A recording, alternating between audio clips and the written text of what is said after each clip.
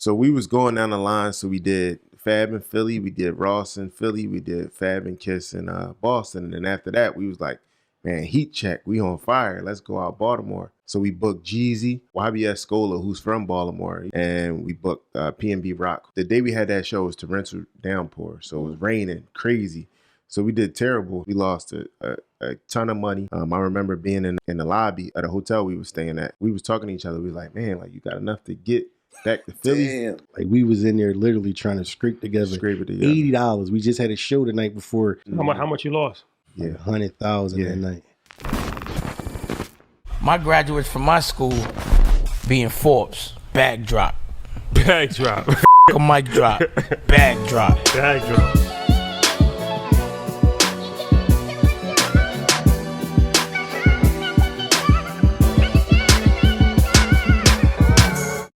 All right, guys, welcome back. EYL, it's going to be a dope episode.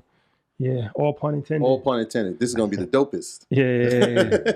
So, dope shows, my man Jamir and Steph. So, I'll give you the background story on this.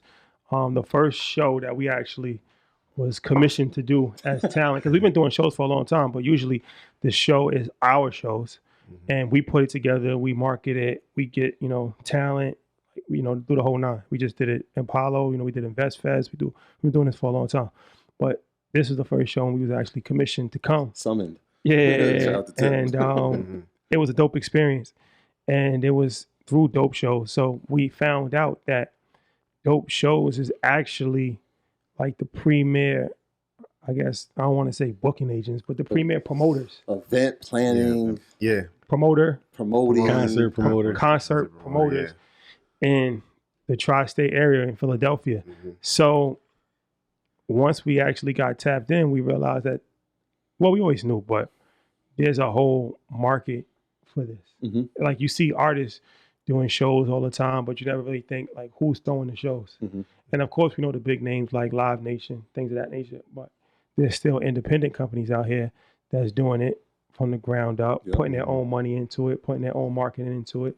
And it's a viable business. And it's one of these things where we talk about sports and entertainment, but you don't necessarily have to be in sports and entertainment to actually make a living and make money off of sports and entertainment. You create a business around sports and entertainment. Yeah, you don't have to be perform. An entertainer.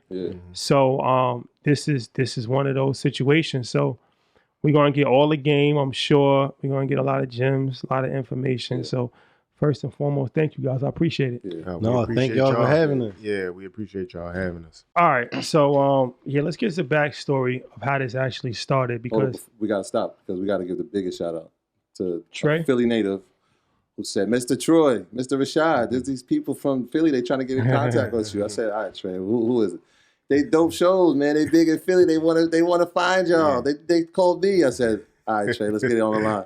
So shout out to Trey. Shout out to Trey. Shout out to Spurgo. Billionaire, my God. Shout out to Trey, that's for sure. So all right. So how did this start? I believe it started in 2017? 2017. So what's the backstories on it? So we started in 2017. Our first show was Jadakiss and Fat, Freddie vs. Jason at the Fillmore. The Fillmore. This was before the album, because we called Fab and we was like, we wanted to do him. He was like, well, we got this idea. Like, we want to have Kiss on it, too, because we're trying to do an album together. Okay. So this was really just like a concept show. It really just got started. Like, the concept got grown from just this one show. And we did it in Philly at the Fillmore, 2,500 people, sold it out in 6 weeks. Before we did the show, people didn't believe, like, I don't know if that could work in Philly. Like, I don't know about that. Yeah. But me and Jamir, we just went head first and feet to the pavement. We hustled. We marketed every week, every day. And we sold it out in 6 weeks. So that was the first show. And then we did, after that, we did Rick Ross. We did Rick Ross. And then we took that same show. Like, we made some money, but the money that we made, we didn't, like, go and splurge and buy chains and stuff or whatever. That comes later. Yeah, that comes later. I see. We reinvested it. And we booked Rick Ross, and we also booked Jadakiss and Fab in Boston. So we had never been to Boston before. First time we've been to Boston was when we did that show. Yeah. And we went there and it was a little bit of a culture shock, but we did the same scheme like we did in Philly. We got to the ground, we started meeting people, marketing, hitting the radio stations, hitting the ground running. and we sold out the House of Blues in Boston with Jadakiss and Fab. And one thing we learned about Boston is they love hip hop. Like no matter what the culture is, whoever's up there, they really are passionate about hip hop. Actually, their first week sales, we went on sale, did better than we did in Philly.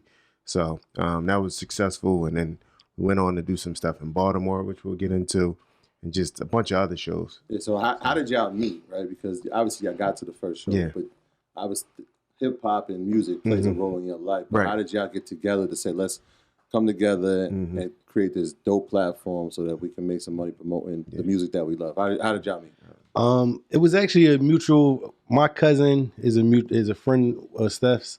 They was friends growing up together. So it was like a playoff game. We all went to the Sixers was in the playoffs. We all went to Xfinity Live. We was kind of kicking it that day. I was doing parties at that time. So from there, Steph then started coming to all the parties that I was having. So we would kick it on the party level. We started talking about doing a business together. Initially, the business was supposed to be like a club because that was what I had currently going on, and Steph was doing real estate. But once we started, I had seen like with the clubs that they was kind of like coming and going. It was more like you kind of had like a short window of opportunity to make money in Philly before the natives would start saying like, oh, that club burnt out, or we don't want to go there no more. So we knew we wanted the longevity with a business, and I felt like the club ain't have that. So then we just started talking about like other things we could do. And we seen a void in Philly where it was like the club scene was dying out, but when artists was coming to the city, the whole city was getting behind it. The whole city wanted to come out for that one night. So he was like, well, let's keep recreating that, bring artists through Philly on a consistent basis. And that's what we did with Dope Shows. Yeah, so when y'all start though, right? Because a lot of times we don't see this, and we try to highlight it that there's two black men working together. Was it initially off the bat like, yo, I like this guy, I like what he's doing, let's work? Or was it ego? Was it some negotiation like, yo, you gotta curb this and then we can get this done? Like, what was that like? No, it really was just like, I think we got a mutual admiration for each other. Okay. And I was like, man, like he got some traits that he was a little younger than me, but I'm like, man, I really admire like his hustle and like his integrity and things that he does, like that I see from the outside looking in. So, and I was like, when I go to his parties, it's always lit. Like I'm having a good time. Yeah. And it's like, let's bottle that up and like let's make that something bigger. So I think it was things that I seen in him. I think it was things he's seen in me that made us like great partners. And partnership, y'all know, it's like a marriage. It's like you really gotta love your partner like a brother. Like sometimes y'all put each other in a headlock, but you get past it and you move forward and things come out the right way. So 100%. For people that's looking to just get into this game, like your first show, what was the steps? Obviously, I'm assuming you contacted the venue, said, okay, how much is it? You paid the venue, then you got to have a production team, then you got to book the artist. So can you like walk us through the steps of that you took? Yeah. I'll let you go. When we first started, we kind of started directly with we knew the venue that we want. We knew the size venue because I was already doing parties, and with the parties, I was already doing like maybe 1,000 people, 1,500 with no artists. So we knew we wanted to start above that. So the venue in our city that was 2,500, 2,600 people is the Fillmore, Philadelphia. So we knew that was the venue we wanted to do. So we had the venue in mind, but then we was just looking at different artists. So like Steph said, we contacted Fab. Once we decided on like, all right, we're going to do Fab and Kiss, we had the venue. We then started to roll out all of the marketing to the city. We got the radio station behind us. We just started taking meetings and making sure that we was getting the marketing everywhere. Us as a brand, our marketing has always been like a guerrilla style marketing approach, where it's like we want everybody to see it from 8 to 80. So if you live in Philadelphia, if we got a show going on, you're going to hear about it some way, whether it's through the streets, whether it's through the radio, whether it's through social media. So that was the same approach we took from day one. And then 6 weeks into the promo, we was able to get the show sold out. But that was kind of just like the steps of like getting the venue. Then we got the artists, and then we put all the marketing around it. So how'd you get the artists? We ended up just reaching out. Fab at the time, we tried to take a couple different channels, but we ended up emailing. He had an email. Yeah, he had an email on his bio. Yeah. Contact this person. Yeah. Most artists do. Yeah. And it was him? No, like management. So like probably Fendi or somebody. Yeah. Shout out to Fendi. Shout out to Fendi. At the time, we was trying to figure out what was the best way. We ended up was talking to some other people that, like some folks that knew him, but the email is what ended up getting us the actual. And you just said, I want to book Fab for this show, for this date. and this is his price. Yeah. What's his price? 40,000? Yeah, that was 40,000 back then. Yeah. 40, and it's Sound like familiar? yeah, Yeah. it hasn't changed much. And like the artists, people don't know, most artists, they want to get paid in cash. That's why they always talk about back end. Yeah. All this back end on these rap songs. Mm-hmm. Explain to them what they talk about back end. So you gotta have their money, their back end money in cash. Usually, some artists, it depends. Like Fab, you could give him cash. Like that's how he works. He trusts our relationship. But some artists want their money a week before they even get to the market. The whole thing. So you got to wire it to them or whatever. So it just depends on the artist. But that's pretty much the back end. Like as far as like whatever they do on the back end, you got to have it. So whether the tickets sell and you hustled and you sold it out or not, they still want. So it's like 50, if it's 40,000, 15, let's say up front, 15, 20, a couple 20. weeks. Well, it Or would 20 be and half, 20. so Yeah, like- it's usually 50. yeah, so it's usually 50% up front So- and then the other 50%. When they get to the spot when they before get to before the they start performing, like 5 minutes before, Yeah. you got to count out in Yeah. cash. Yeah. Right. Words of the wise. If it's a show on Sunday, make sure you get to that bank before 1 Exactly. o'clock on Sunday. 100%. Yeah. Bank ain't open on Sunday. For sure. No performance if they don't get They paid. won't. Yeah. They don't Yeah, get paid. they No, won't. no performance. No. Talk about riders. I mean, riders, being 100% honest, when we first got in the business, we was more like everything they put on the rider, we got to do. Like, we don't want the artists to feel like they get here and we don't got something that they want. Yeah. But to date now, we got around 25 shows we've done. So I could tell you now at this point, we don't do everything that's on the rider because a lot of times you'll see that the artists don't use everything that they ask for. It's kind of just like a list of things that they say. Like if right now, if I was an artist and I told people on this day, like I like these 25 things, but as I'm traveling around the world and going to these places, I may not want pink starburst today. Like that might be on my rider, but I may not care about it in the moment. So we created like a dope shows rider of like things that we know we gonna have there, like liquor. We gonna have liquor backstage at every show. But some of the nuanced things, things that we feel like don't matter that much, we'll cut it off the rider just because it don't matter as much. Y'all have a rider and it's almost like a checklist for the artist. Like, we'll have that, we'll take that. Yep. That's smart. That is smart. That's really So when they send a rider, like, cause sometimes they'll send like, they may say like they want 5 bottles of, they might say they want 5 bottles of Ace of Spades. It's like, we're not doing 5 bottles of Ace of Spades. So you might get 1, you might get 2, you might get 5 bottles. It might not be that. Just depend on what it is actually on the rider and what we feel like. Also, it depend on like how well the show's doing too. Like just everything. Booking artists is not as easy as people. Like I said, we've had some experiences with booking some artists, and I mean, booking it is just one part of it, but last minute travel and things change, and this person's rider needs to be updated, and it's like it could be a lot. It could be a lot. And at some point in time, you just gotta say enough is enough. Like we had one artist that was asking for way too much in a rider, and we just said we're not doing it. And then it turned out it wasn't really him. He was cool. He didn't really want it, but his team. He didn't use any of it. Yeah, his team always. We created like a dope thing with the riders though, to where though we get local businesses opportunity to like help us build the rider. So it's like, for instance, we got a restaurant in Philly called Kings and Queens, and they do all our food. Like they do all our food, but they got amazing fish. They got this fruit set up. Actually, when y'all got it. Yeah, they did the watermelon. So that's how we tie in local places and local brands to like put them in position and like, you know, get in front of artists, because a lot of times that's not easy. The riders though, even on the other side too, because the first time I heard about a rider, my friend Valencia, shout out to Val, this is like early, before Earn Your Leisure, when I was doing my financial planning thing, but I was doing it online, and it was some interest to like book me for certain things. So I would ask her like, how much you charge? And she was like, well, you have a rider? I'm like, what's a rider? And then she was telling me like a rider is everything that you request. So it's like, I request a first class plane ticket, 4-star hotel. I want, you know, like you said, a fish dinner, whatever you want. Yeah, right. You could put it in a rider, and then it's like, this is what I need to come. It makes it a lot easier as opposed to saying like, I want this, and then every week you got to like change it. This is the set template of what I want. Like I said, sometimes people just go overboard and like dental floss. And dental floss. I want nail clippers. I want a pink towel. Yeah, right. Like, where we going? Like, really? What you gonna do with this? But it is good to know for artists, even entrepreneurs, entertainers, to have a rider in place is important. But also, I like your idea from the other side of it to have a set rider. Where like this is what we provide, Right. and then if they want something over and above that, then you can accommodate it if you want. But as opposed to just leaving up to their wildest dreams to just run it up them up. Yeah, we never had an issue though. They always be happy with what they get.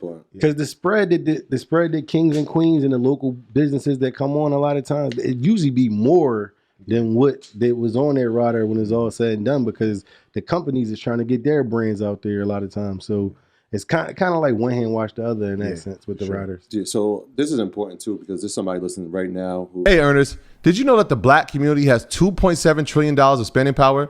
Are you ready to see what you can do when you combine and recirculate our resources to expand the pool of black excellence?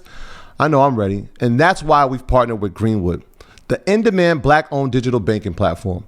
Greenwood's namesake was founded in 1906, built from the brilliance of black dreamers looking to create a self-sufficient community in the Greenwood district of Tulsa, Oklahoma, aka Black Wall Street. Today, Greenwood is a digital banking platform with the mission to strengthen the black dollar using the same community reinvestment strategies of the original Greenwood district.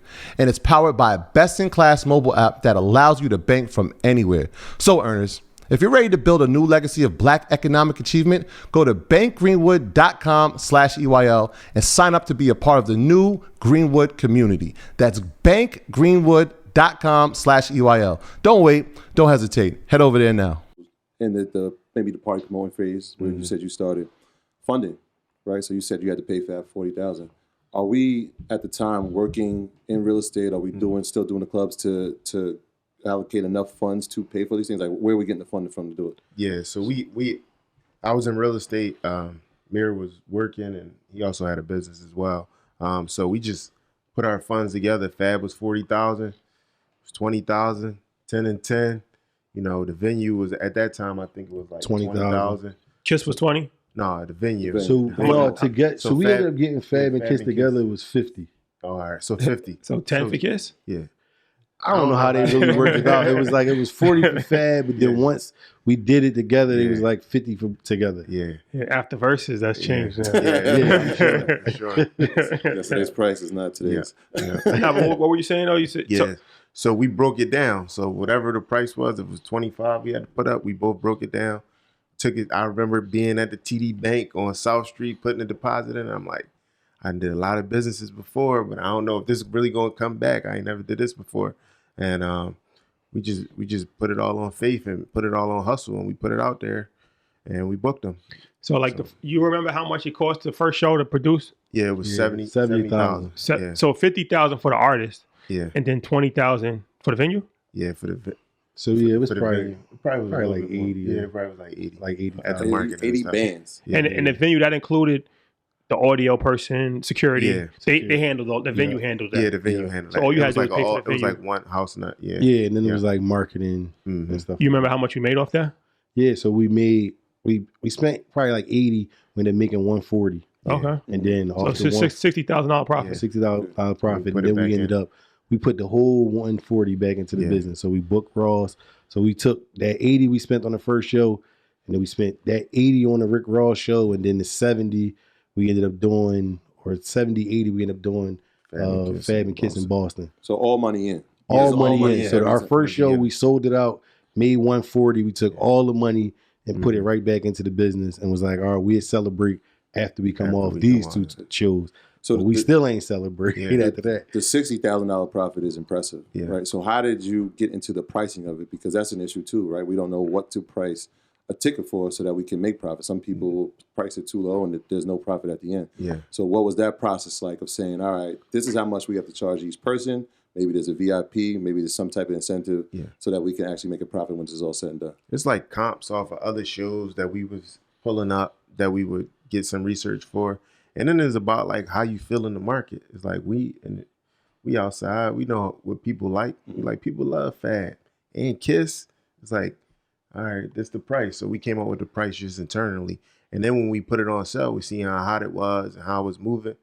we ticked it up a little bit, here and there. Yeah. So that's how we kind of gauged it. Yeah, for sure. So the first price is the initial sale, Mhm. but then as you see people are purchasing it, Yeah, now it becomes more of a premium. right. Yeah. Price And goes up then a little bit. the less opens you got, the more. So you don't have that many opens left, meaning you don't have that many tickets left. Yeah, So it's like the price, like we more don't got that even, many. even more of a premium. Right. So Then we even started learning that where it was like studying. I remember during that time, this the first show, Steph was like studying StubHub. yeah, So where like every day he'd be saying like, yo, yesterday we had 100 tickets on StubHub. Today is only 10. So it's like, all right, like now we could like StubHub was charging this amount for it because we were so limited. So it's like, all right, now we know we could increase because 90 people just bought tickets off StubHub for this price. So we was like we was really comparing it to ourselves. Like people was buying it from us and then selling it on the aftermarket sites. We was paying attention to where they were selling Flowing it the at for tickets. those. That's important because like, you're not making the money on the No, StubHub. right. And so Right. it's like, all right, if they're paying Yeah. that, I got to gauge my price a Yeah. little bit higher. Perfect. When you first started, you just had one ticket price, or it was like different pack, like VIP or something. we had We kind of most of the time always had like a scale. Yeah, So like where a we scale. start out, we'll say like we look at a show, we say like, all right, we investing 80,000 on this show. We know like, all right, we're trying to make a certain amount of money. In the beginning, we was thinking like more of a double up. Like, all right, if you spending 80, we trying to make 160. But as you gauge in the show, is like, all right, that might be too much to put the tickets on sale for that going out. So we'd know like, all right, let's put it out into the streets at a cheaper number. And then like once we get 1,000 tickets out in the street, now you got those 1,000 people talking about it. Now let's increase. So a lot of times that's how the plan. And honestly, we still playing like that now for even our up and coming shows. Yeah, one of the things that I remember you saying was like you got a 60-day strategy. Like you studied it so much that you know 60 days out how the show's going to perform. right. How did you get that? Back then it was just trial and error. But now it's like we got so much experience, so many shows, so many ups, so many downs. It's just a feel. It's just really a feel from show to show. And just knowing the cycle, knowing the artist, knowing the heat of the artist, like really what's going on in the culture. It's not like we like from Beverly Hills and we don't know what's going on. Like we in it every day. So just really knowing that and where we are. And taking them losses. We it was took some ups losses. and downs. We took some We losses. took in some this losses business. for sure. So learning, learning. seeing, like, dang, like when Yeah. the tickets start trending this way, is like, lad, we had a show once that was trending like this, and it resulted in a loss. So like, let's pivot. So when we go into a show, like even our current Wells Fargo show, we knew like we gotta have by this date, we need to have this amount of tickets sold. And if we don't got this amount of tickets sold, we in trouble. And it's like, or like by this date, we gotta have this amount of tickets sold. It's like we go into a show with goals, and a lot of times we exceed the expectations, but it's sometimes where we gotta pivot. So 60 days out, you know, like I need to have 1,000 sold or something, some number Right. like that. Right. 30 days out, we need to have like 4,000 if it's a 7 day. Yeah. Right. And then we're going to ramp it up. So what are the things that if we miss the target, right, as far as marketing, and it's like, all right, panic time, that anxiety level's going up. Right. What are some of the strategies that we put in place if we know like we didn't hit our goal? What do we need to do now? Price reductions. Sometimes we do ticket deals with different people, like brokers in the market. Like we'll find people that's buying wholesale tickets and we'll sell them that way. So we just got a whole lot of different ways to get rid of tickets. And sometimes we had shows where we was selling tickets on the streets. Like we had to figure it out, like get people hand to hand. So it's always different, but we always got a strategy for it for sure. And even going back to the Ross show, just like ups and downs of the business, we didn't really talk about it. When we was booking Ross, we almost sent money to the wrong person with Ross because Ross had like an email in his bio, kind of like how Fab did. But the email that I emailed was like one letter off or something like that. And this person was like minutes away from getting a big deposit. So you got to really watch out for scams, like with the artist stuff. So we've been lucky to not have that issue, but we almost had that issue early. You figure like we made 60, like we would have spent, I forget how much that front end was, but we would have been out that. So it's just really like there's a lot of different pitfalls. So in true Philly fashion, these are wins and losses. Right. Yes. Let's talk about some expensive pain. True Philly fashion. So let's go into one that didn't work and the numbers didn't hit. And it's like, all right, well, we got to go through with this. So we was going down the line. So we did Fab in Philly, we did Ross in Philly, we did Fab and Kiss in Boston. And then after that, we was like, man, heat check, we on fire. Let's go out Baltimore. Like that ain't that far. They just like Philly. It's the same vibe. Like they same way. So we booked Jeezy. We booked YBS Scola, who's from Baltimore. He's not really that known right now, but back then he had a big song, Shining. And we booked P&B Rock, who's from our city. Really? And man, Baltimore was like last minute, and it was so much anxiety. And then like they'll walk uptown, and we had the day we had that show was torrential downpour, so it was raining crazy. So we did terrible in the box office. We lost a ton of money. I remember being in the lobby at a hotel we were staying at in Baltimore. The following day. The following morning. And I was getting ready to go back to Philly, and Mir was like, we was talking to each other. We was like, man, like you got enough to get back to Philly on the toll side of things, like so, toll money, like $40, like tolls, like $40 back and forth to Baltimore is $40. Yeah. So like we was in there literally trying to scrape together $80. We just had a show the night before. The budget for that show was like $170,000. How much you lost? Probably like 100. Yeah, 100 something. Like 100,000 that night. But then, it was crazy. $80 we was trying to put together just to get back to Philly. And we took a break after that. It was 4 month hiatus. 4 months. It was humbling, but like the importance of relationships was, like I said, we booked P&B Rock on that show. He didn't really have it going in Baltimore, but he was from our city, so we gave him a shot, and we built a relationship with him. So and his management team and his the guys that's on his label. So when we was able to get back 4 months later, we had did his first, like one of his biggest shows in Philly. They gave us the opportunity to do that. And that's what really got us back on track. We did 2 shows one day. We did the Fillmore back to back. We had sold the first show so fast that we had to add a second show. So we did 5,000 people one day. We had a show. Originally, we had a show at 7 o'clock. So that one sold out. So we ended up putting the show earlier. I think it started like 4 or 5 o'clock. We sold that one out too. So we did 5,000 tickets in one day. But that came because of the relationship we had with him. Yeah, we took a loss. It was hard. It was crazy. We didn't know how we was going to get back.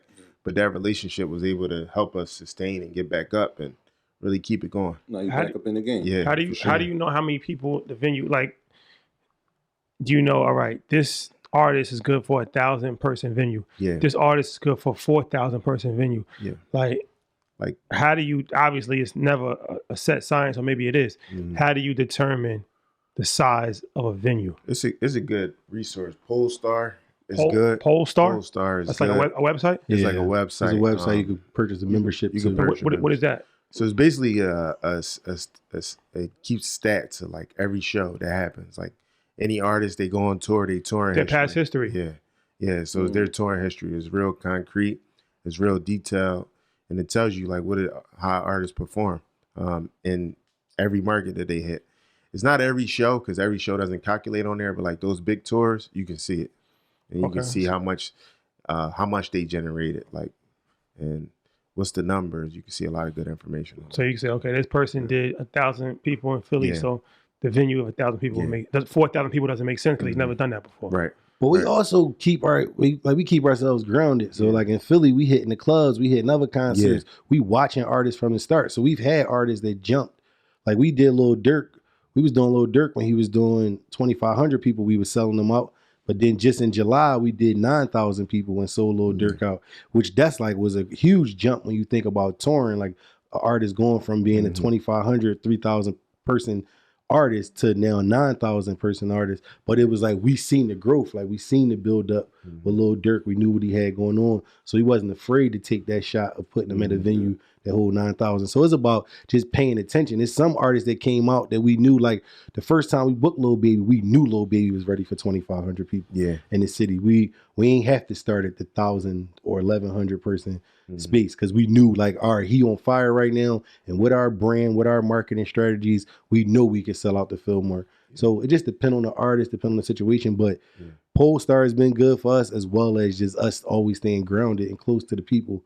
So that way we can know, like, all right, this artist could really work. Yeah, I was gonna say House of Blues is like, that's like the 25. So that's like going from House of Blues to going to like an NBA arena. Yeah, like a small, like or like college arena, like 9,000. Yeah. One of the things that y'all mentioned the relationships. You said Baby, you said Durk, you said P&B. How are y'all managing to keep sustainable relationships with them? Because that's tough. Like a lot of times people just book them and you pay them and it's like, all right, that was a fee and I'm here for business and let's move on. But y'all are managing to keep sustainable relationships where you can bring Baby back, you can bring Durk back. Because there's something on that you guys are doing. Must be right. Well, our slogan since we started has always been "Ain't no shows like dope shows," and we really put a lot into that. Whether that's with the production with the artist, we actually create like the screen work that goes on behind the artist. A lot of times they get bored into that, whereas like we actually make their show look different than they has looked as they travel all over the world, as well as like the backstage experience or making sure that you're making them feel good when they in the city, when they in your market. Also talking with the artist, like it's important to us. In the beginning, we was so focused on the business, we was less focused on the artist. And at one point it kind of clicked for us, like we booking a lot of the same people. So let's build these relationships. Like the first time we booked Fab, we ain't really talk much with Fab backstage in Philly, but then when we booked him in Boston, it was like we was chilling with Fab in Boston. So then that started the relationship. Where with Durk, it was like the first time we booked Durk, it was cool, we was in Philly, but then a month later we had him in DC. And it was like, now you consistently seeing the artist on a regular basis and now you talking with them and getting them brought into the brand. Like when we was doing our festival, it was like letting them know like it's two black men that built a festival in our city. We both from West Philly. The festival was in a venue that's actually in West Philly. So it was like just getting artists brought into that. So they kind of be brought into our story and to the brand. So it's like that usually help as well. Are y'all booking them into that time? Like, are you saying like, all right, if they need to be on stage by 8, are you telling them to show up by like 6:30? Yeah. Okay. Also, in addition to that, like first time Lil Durk performed with a band was at our show. Our production guy who's been with us even like back when we first started, before he got with Durk, he's with Durk now. He's Durk's like tour manager. Like he runs Durk's whole tour. We had a conversation. I was like, me and Mary, we was at lunch with him. I was like, man, like Durk, his music really is like rock and roll. Like it really is. Like when you think about it, like it's got like a very musical element.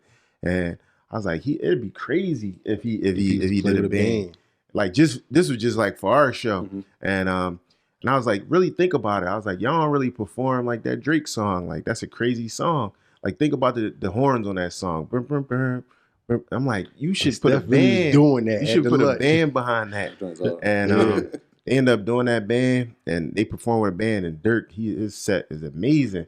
And it's like that small thing. Like we was with him when he was just going out there with a DJ and his homies. But just that small change in his tour and his show, it made a huge difference. And I'm happy that the guy we work with was able to implement that into his whole career, and it's just amazing to see it grow.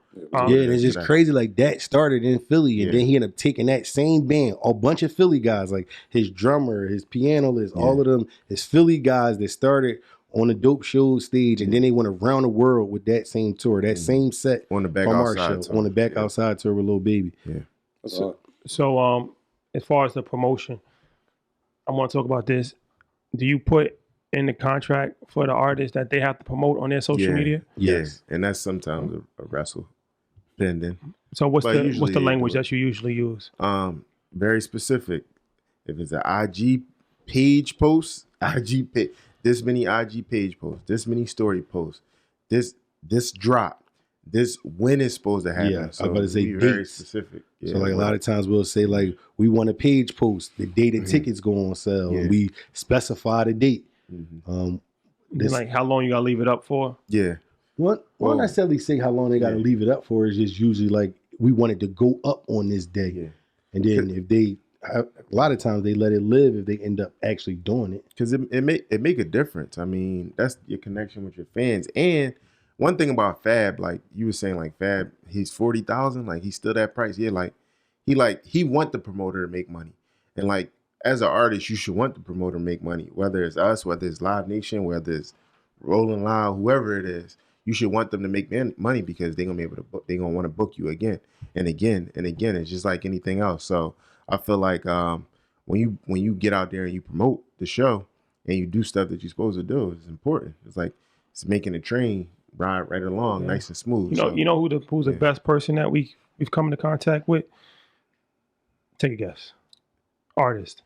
I just gotta say Fab because Shout out to Fab, but yeah, I not would say Fab. Ross. Ross. Shout out to Oh, Ross. Ross. Nah, Ross is good too. Ross was promoting our show like crazy. Shout out to Ross. Ross understands stuff. Ross is solid, but I was gonna say Jim Jones.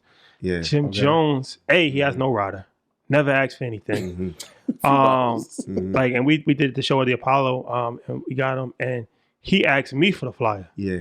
Like, I ain't even asked him to post a flyer. Yeah. Because it was already gonna sell out already, but his team reached out like, "Yo, Jim, can you get us the flyer?" Yeah. Jim posted it, put the whole like, "Yo, sell out. It's gonna sell out quick. Make sure you get it." Da da da da. Then had Santana posted because Santana was there. Shout out to Joel. So They understand. They understand. I grew up like in a crew. Well, I used to be. He probably don't remember. I used to be around Jim Jones when I was younger, and it's like they come from that era where it was like they had to hustle to be where they at. Yeah. So they understand. Like, man, these black guys, they see like it's like like help them. Yeah. You know what I'm saying? Why not? Like, Like, what are you gonna lose from that? Yeah. So yeah. And you actually getting paid to be there. Yeah. So it's like, why we pulling teeth? And you see the cycle is like an artist who act like they don't want to post, and then you'll see 18 months from now, nobody even booking you. Yeah. Like it's like you was better off posting when you had the opportunity. Yeah. Contracts. How important is it to have contracts in place and not just a handshake agreement? Yeah, it's super important. Very important. Very, very important, very specific, very like it makes everybody accountable for sure. So yeah. Holds everybody accountable. And in this business is a lot of things that you don't necessarily know what's gonna come, right? We ain't know we was gonna be sitting down for 15 months because of COVID. So it's like when you got those handshake deals, those won't be able to hold up when you're talking about rescheduling or you're talking about things canceling or just stuff happening. It's like you gotta have the business in order. Yeah, so you said, so I was speaking of the 15 months, a lot of times like people will have insurance on shows.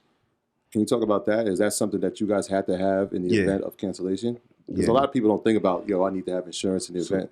Like you did a festival, you might need insurance if it rains or something like that, right? Specifically at our festival, I mean, we have to have insurance on our shows. As far as our festival, we had a specific policy. We had a rain policy, and it rained cats and dogs at our festival. We had, how much we spent on the festival? 600 grand, something like that. It was like 600 grand. And we had made some money in the box office, and we were dependent on the rest of our money to come in with the walk up, but it had rained so bad that we weren't able to recruit that money that was going to be on the walk up. So we had a big policy for 250 grand for a rain policy, that if it rained so many inches, we would get that money. So that kind of compensated for all the walk up that we didn't get. And that was just like us just prying and poking and just finding out things from our insurance agent. So insurance is super, super important. Like, that's because that made the day for real. Honestly, like we was gonna take a bath that literally day and having the rain insurance. Like people was calling us the next day saying like, "Dang, I'm sorry it rained on y'all. Y'all had a good event, but it rained," and we was looking at each other like, "Thank God it rained." Rain down. Like we was seeing it, but it poured that day. Like we was seeing puddles in the venue, and it was like because the venue was kind of like indoor outdoor. It was puddles inside the venue, and we was just even that day we was like, we know it rained more than what we did. So I want to talk about like scaling because this is another thing that we had to go through. This is why the information is good because a lot of stuff you don't know until you actually have to go through it. Like we go through stuff. So the first. We was just controlling the whole venue. We get a venue, like we did the Georgia World Congress in Atlanta for Invest Fest. We get the venue, we can do whatever we want.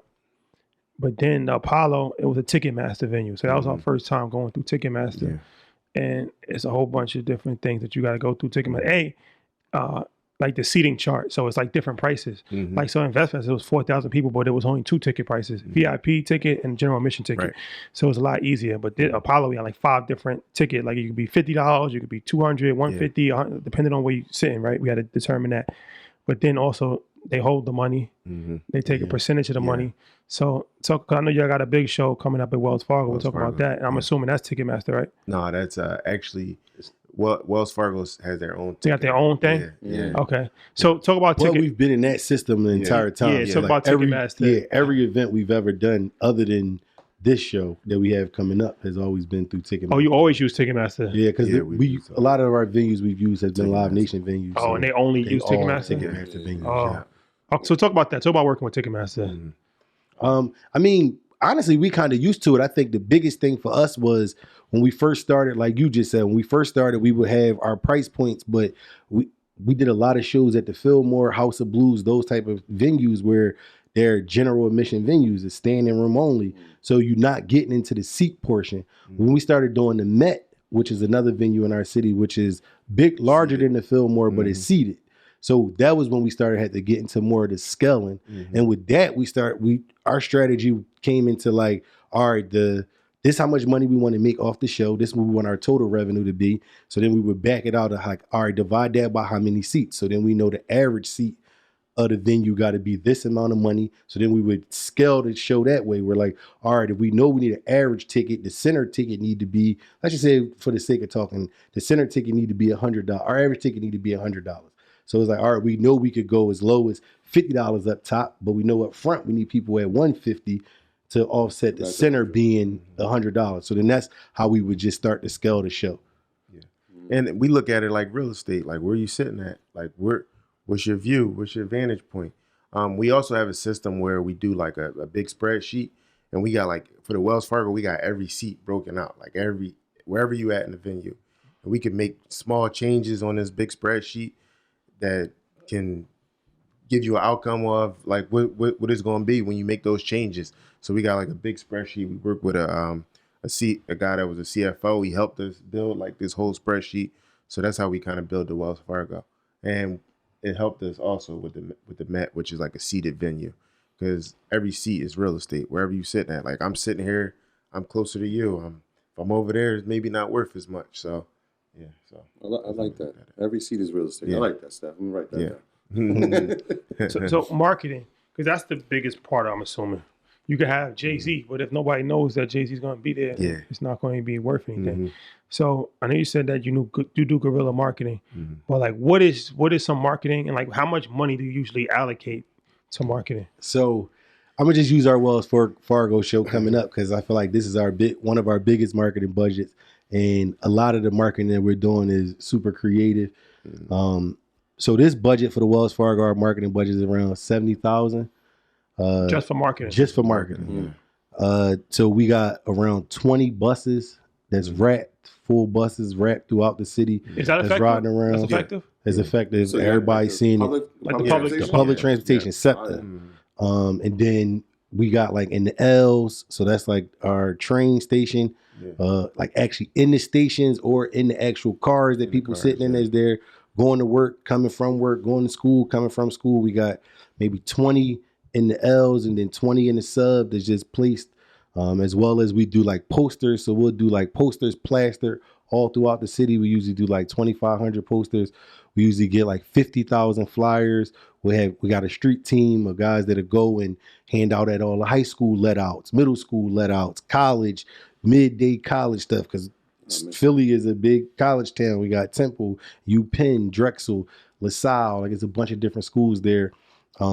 We hit all like the clubs, going to concerts, making sure that all our flyers is in the venue. So if it's a show that's coming to Philly, Dope Shows flyers is going to be present there, as well as attacking social media, making sure we got the sponsor ads, making sure that we're creative with the content. So like for this Wells Fargo show, we had 87 days from the time we announced it up until the date of the show. In our marketing plan, we listed out every day for the 87 days. And it's every day we got content that we delivering to people for those 87 days to make sure we're reaching them. And that was with creative videos. That was with us doing walkthroughs at the Wells Fargo, showing people the venue, showing people the production, talking to the consumer, telling them what to expect, getting the drops from the artist. So it's a lot that go into the marketing. Radio. So then Power 99, they ended up, which is the largest station in Philly. Cosmic Kev on that? Yeah, Cosmic Kev is on that. Yeah, we just did the Come Up show like 2 weeks ago. And we ended up getting them from all the money that we spent over the years, and just with our relationship with them, we was able to get them to fully partner with us and back the concert 100%. So like right now, if we was to turn on Power 99, they probably talking about it and having ticket giveaways. Like that's important too. We learned that early in the business. Like you not when you doing your purchasing with your radio station, you want to incorporate ticket giveaways. You want them mentions outside of the commercials that you're paying for, because they may mention it 6-7 times with just giving out 2 tickets. So you want those mentions. So the radio was a huge thing. And we did a school tour, high school tour. So we went to about so far like 5 high schools in Philly. So we just go into the high schools, just to talk as black men, like black businessmen.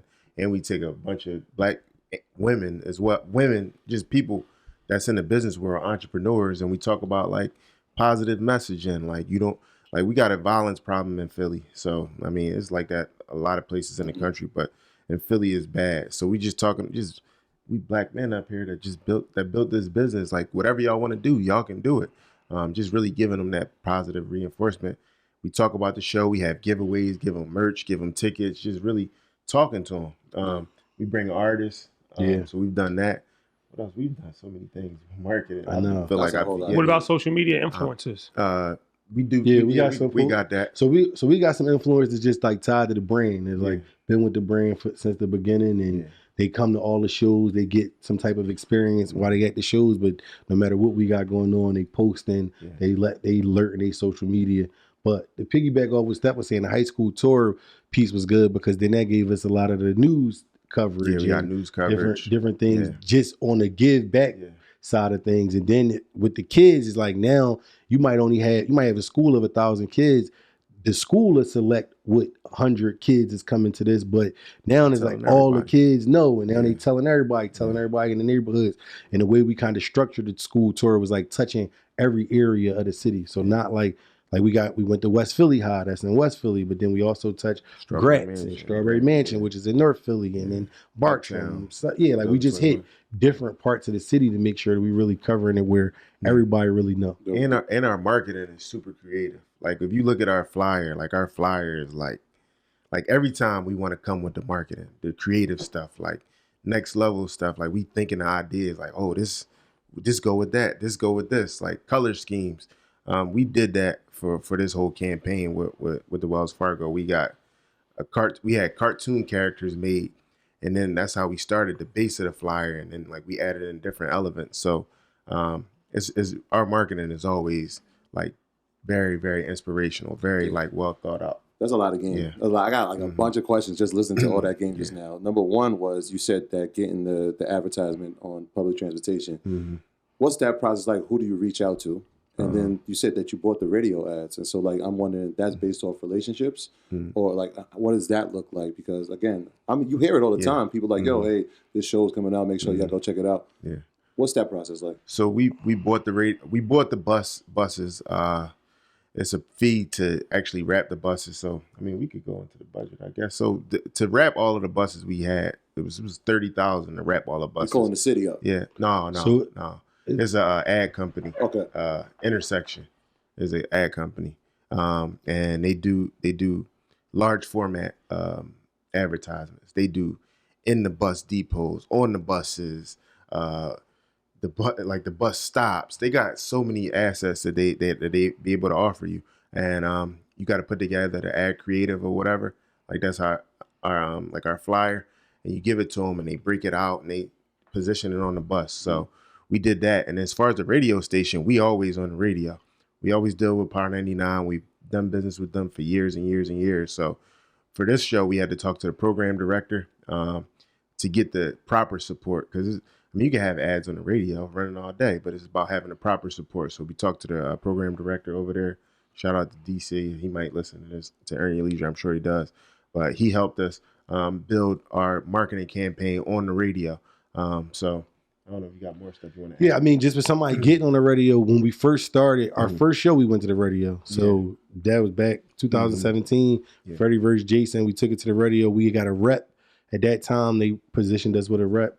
and we use that same, like that's still our rep today. So we built so I would say like when you go to radio, whoever it is that your rep is, you want to make sure that you got a true relationship with them and grow with them. Tell them your vision. Like we was talking to them early on. Like we've had plenty of meetings with our rep at Power 99, telling her the growth that we wanted for the company and how we wanted this support from the beginning. And she used to tell us early on, like, once y'all get to a certain point, like we probably would be able to step in and partner with y'all and do all this good creative stuff, but it probably would have to get to a point where y'all done spent certain money with the company, or that y'all done did certain shows or had certain acts around. So we kind of just worked with her, and she's seen our growth, and now that's the position that we ended up. But this is also the biggest show we got to date.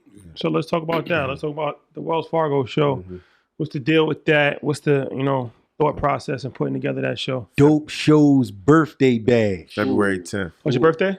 That's Dope Show's birthday. Oh, nice. Dope Show's birthday. So that's like the anniversary of the start of the company? Yeah. So we got Lil Baby, Lil Durk, Gunna, G Herbo, and we have Lil K and Lil Young K, Lil Mook. They two big artists in Philly. They local artists, but we wanted to get them a spotlight. We kind of grew with them from when they first started. So like for Philly, that's our taste palette. Like we love Lil Baby, we love Durk, we love G Herbo and Gunna. So we wanted to make it like condensed. Like usually when you go to a show of this type of stature, like your powerhouses of the world or whatever, they may have like a whole lot of artists, but you're getting like these small 10, 15 minute sets, 20 minutes. And then you got a lot of artists that you don't really care about. So we wanted to curate it to where it's strong and it's like everybody that you really want to see. So we picked the 4 hottest artists we could think of for our area, and we put them together, and they're going to have real sets. They're going to have 45 minutes, an hour and a half, depending on who the artist is. So it's like real sets. So when you come, it's like, man, I got to see the Lil Baby, not just some abridged version. So that's really our vibe with Birthday Bash. And our production is grand. We spending a lot for the production. We got a big catwalk where the artist is gonna be able to walk kind of like into the crowd on some unique stuff, like a little bit different than like your traditional type of show. So it's the biggest show Philly's ever seen. Exactly, the biggest you've ever seen. You have an event planner?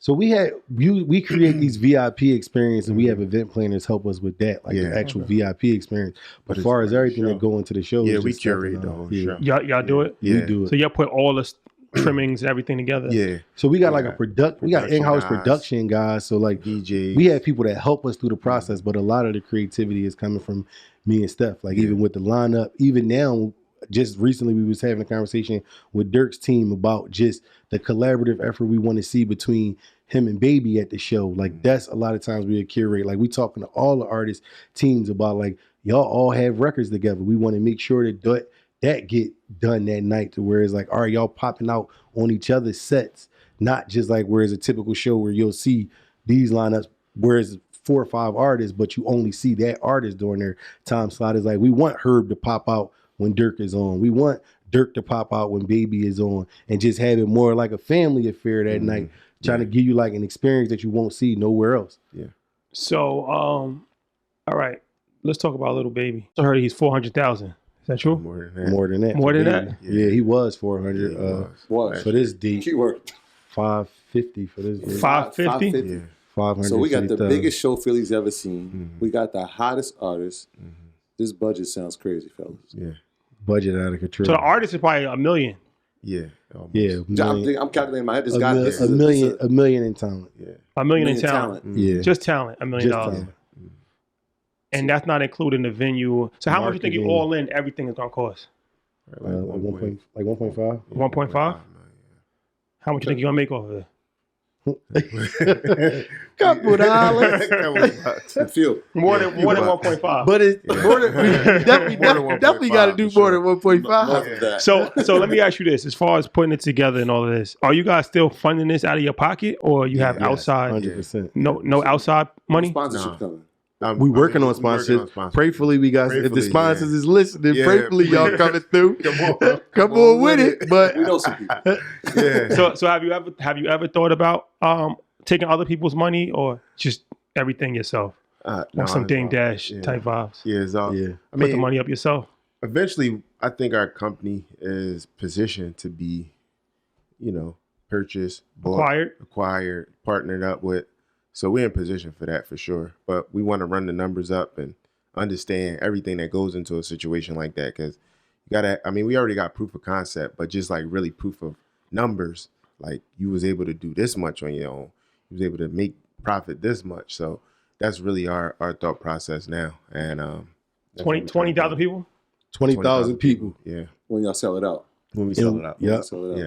Yeah, And we on that trajectory. Yeah. I know this show that might need to be in attendance, but we'll talk about that later. So I heard you said it's the Dope Show's birthday bash. Yeah. Yes. And when I hear birthday bash, I think Atlanta, which makes me think that this is an annual thing. It is. Same premise? Yeah. Same premise. Right.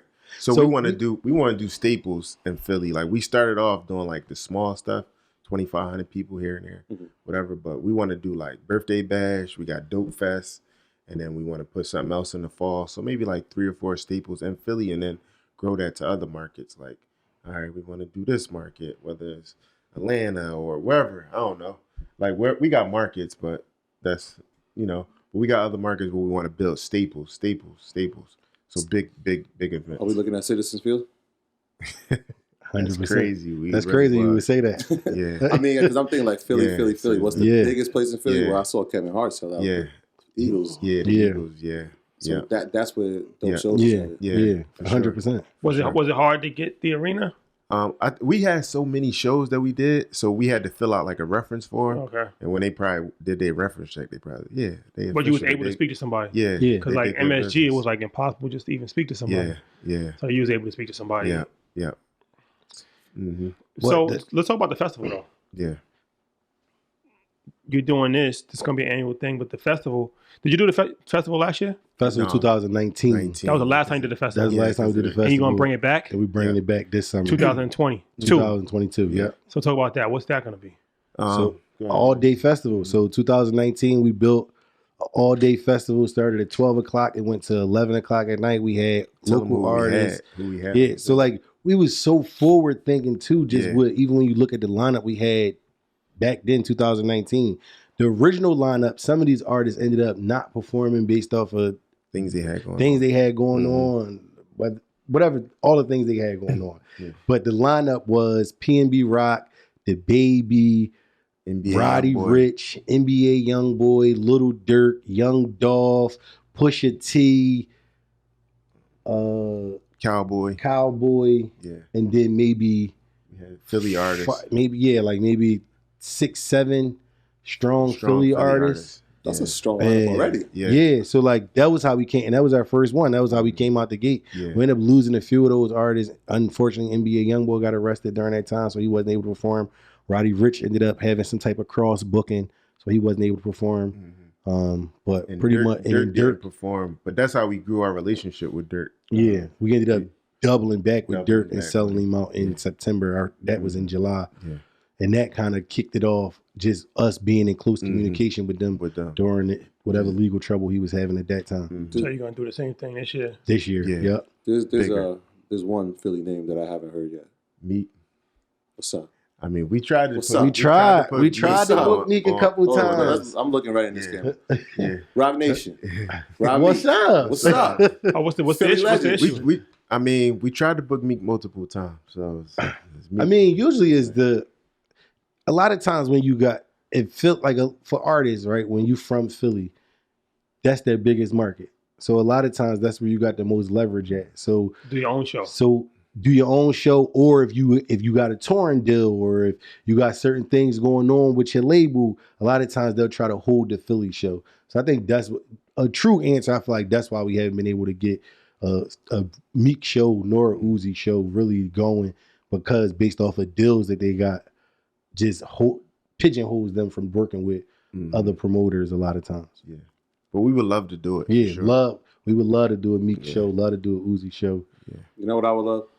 Just like as a personal, like if y'all could do it, if we can just get like state property Yeah. Like I could just see Siegel just Yeah. go. He's like, oh, We all had the time. we had Siegel. We had him on our last show before the pandemic, Fab ended up it was Fab right before the pandemic. Because that's what's crazy. We talked a lot about Fab. Our company has booked Fab almost every year that we've been in business just because of the relationship. And Fab ended up bringing out the whole state property. Yeah, it was legendary that night. Crack cocaine. Yeah. Ain't no shows like dope shows. Yeah. So what's the scaling model? I know you said possible acquisition. So how do you take this thing to the next level? Like I said, just creating those staples. The staples. Like we did the small things, the small events, but it's like really just building, like everybody like knowing like, all right, birthday bash is this time, Dope Fest is this time. In these markets, like really placing that muscle memory in somebody's head every year. And they know like dope shows is coming. Like when I think of this time, I feel like, oh, it's time for the dope shows, whatever it is we doing. Right. So just building those staples and scaling it that way. And we got merch. So I'll talk about the merch. Yeah, we got the merch. You saw merch at the event. I can't believe we didn't bring no merch. That's crazy. Yeah, we should have had some merch. Yeah. So you saw it at the event? Yeah, we saw it at the event online. It's also available online. Yeah. When you do it at the event, like, and that was one of the issues too, is like there was like a percentage that the venue would try to take. Is that true for you guys too? Like, or is it just like that was the Apollo? Yeah, I was trying to get that name out. Yeah, certain venues. That was the Apollo. Yeah, certain venues. We always try to get around that though. Okay. Yeah. But we definitely want to create those staples and then take them to other cities too. Like the vision is not for Dope Fest to just live in Philly. The vision is for Dope Fest to grow in Philly, to get built up there, but then take that to other markets. So where like we talked about Boston, right? Like Boston is somewhere where we went and it was a hotbed for hip hop. We know how to work in Boston. We know how to get a show sold out. So taking that same festival model, like we want to take Dope Fest across the world. Yeah. And we're going to build other verticals with it. This is probably breaking news on Earn Your Leisure. We're doing a label in 2022. Oh, okay. So we going to, like, Philly hasn't had, like, we had, like, Philly International back in the day, and then we had, like, Black Friday. We had beans and all that stuff. State but, like, property. We had a lot of... But when we look around Philly, there's a lot of talent that's not really getting seen around the world. And we're going to be a label that get artists wherever, but we want to kind of Who's the hottest artist in Philly right now? Want to come up? I mean, there's a lot though. Philly got a lot of artists. The two that we named is on the show, which is Young K, Lil Mook. They super on fire. Tour is an artist that's from West Philly, super on fire. Leaf Ward, artist from West Philly, super on fire. It's a lot of young guys in Philly that's cooking up right now. And the biggest thing is like we want to provide, because we see these artists, like we see like a Durk. And it's like he from Chicago, drill scene. It's crazy there. But it's like when Durk come into town, he got 20 people, 30 people that he employing that's got roles. I'm a production manager. I'm this manager. I'm the guy to go get whatever Durk need. And it's like you had to create those verticals to be able to like get these kids out of the environment that they in. And they have talent. And it's like you creating a business model. They Fortune 500 companies, these artists. Like you got an artist that's creating $100 million a year. And revenue and they making money and they putting people to work. So I feel like really just creating that to where as though we giving people from our city and any city opportunity to break as an artist and really push the agenda forward. And we know the show stuff. We could book any venue across the United States as Live Nation or like things that or wherever we got access to a lot of venues. So just really teaching them the tour, building the tour, building it slow and low, doing like, all right, you feel like you could do 1,000 people, do 500 and sell that out and give people an experience and let them know like, man, that's a real show when I go there. That's why Drake got fans like he got Kendrick Lamar, because when you go see them guys perform, they give you a show. They give you what you came for. So it's like really teaching the artist that, not just making it like blase blah when I'm going on the stage and I'm taking 100 of my homies, like really giving them something. So we want to bring that to, obviously, we're already doing that with dope shows. We want to bring it to a record label and really try to put on. Breaking news away. What about COVID? How has that affected you? How do you think that will affect the live event space moving forward? Obviously, it affected us because we were shut down for what? How long? 16 months. Yes, it killed us for that time, but we just used it to strategize and build and really be ready when we came out of we had sent Durk the money for the biggest show he had like probably 9 months before. Like, so we was just planning and strategizing ahead, and we sent them the money, and when we came out, we had a crazy show. So it's just really just. Yeah, no, I mean, it was tough for us, but it also was I would say it was the first time since we've been in business that we've had that amount of time to sit down and really look at the business and look at all the areas that we were successful in, was making money, but all the areas where we was leaving money on the table too. Yeah. So like we talked about merch. Being honest, we've been doing merch since we started, but never at the capacity we doing merch now. Like we wasn't really taking the merch serious. We was more like worrying about just selling the shows out, where now we positioned ourselves where we got a true merch business. The merch is available online. We got a setup at the shows now, not just like a table where we just got hoodies laying out on them. We just put a lot of thought into just every avenue of the business. January 16th, we have a showcase where we allowing local artists to come on the showcase and perform, and then 2 artists from that showcase could win a spot on the Wells Fargo. So whereas like you could win the opportunity to open up on the same stage as Lil Baby, Lil Durk, Gunna, G Herbo in front of 20,000 people just from you positioning yourself on the showcase. That was something that we knew, that we talked about before the pandemic, but we just didn't really set it up and make that a part of our infrastructure as a business. And now we was able to. So where we had local artists always hitting us up, always asking us for opportunities, now it's like we was able to really create a platform in the business where we can do that. So we got industry A&Rs coming out for that. We got Lil Durk's drummer is going to be on that. We got DJs. So it's really an opportunity for artists in Philly, tri-state area to really come down and showcase their talent. Obviously, it's YouTube, but obviously you've had to build out a team. How many people are part of the Dope Show's team? And like you said, like 15 months is a long time. So during this time, are we having team meetings of like how we generate income? What are the ideas that are coming from you guys at the top? Because like we know, like listen, you're the owners, but you got employees. You got to pay them first. Yeah. So like, what were you guys doing? So employees wise, we got around 10 employees, I would say. But it's usually on like they usually work for the event more so. Like it's like we got a stage manager, but if we ain't on stage, we're not necessarily paying the stage manager.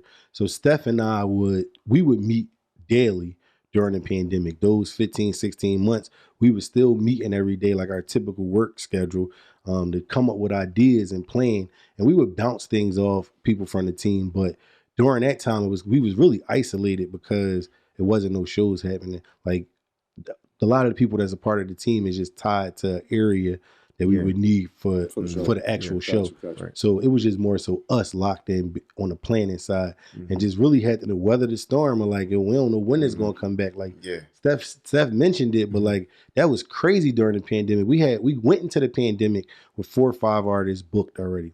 Like already booked, already paid, because we was planning for Dope Fest 2020. And in the middle of the pandemic, on top of having 5 front ends already out and having 1 or 2 venues already booked, so you don't know when you're gonna get that money back. We then sent Durk more money, like we then sent more money out, still not knowing when we was gonna be able to get that show off. Yeah. So it was like being able to plan, knowing like the sun gonna shine again one day. Like one day we'll be able to do this again, but we wasn't making no money, honestly, and we were still actually putting money out, but still just investing in the dream. I appreciate you, brothers, man. So what would you like to tell the people? How can they follow you? How can they get tickets to the show coming up? All of the information. You can follow me you can follow us on Instagram at dope_shows_, and you can follow me personally at steph.piner on Instagram. You can get tickets at Wells Fargo Center Philly.com, and you can get tickets at dopeshowsonline.com. You can get tickets for the showcase on ticketmaster.com. And for me, it's just my full name, Jamir Shaw, on all social media. And then you can follow me. Steph kind of went over all the things we currently got going on. Yeah. But definitely follow the Dope Shows page for updates. We always posting different things that we got going on. And we appreciate you. February 10th. February 10th. All around the world. Pull up. This one of the biggest shows. Yeah. It's one of the biggest shows for Philly ever. Sure. But just even for the world, like having these 4 artists together at this time point, I think is amazing, or I think is dope. Yeah. Dope. There you have it, ladies and gentlemen. Troy, housekeeping items? Yeah, February 10th. Dope Shows. Let's get it. Make sure you're there. Shout out to all the earners, though, for rocking with us. Obviously, love is love, man. We can't do this without you, and we do it for you. So thank you all for supporting. Thank everybody that's been supporting the merch. The merchandise line is we got some big things planned for it. So shout out to all y'all. And yeah, man, keep rocking with us. We'll keep delivering. Yeah, thank you guys for rocking with us. We'll see you next week. Peace. Thanks. My graduates from my school being Forbes, bag drop. Bag drop. A mic drop, bag drop. Bag drop.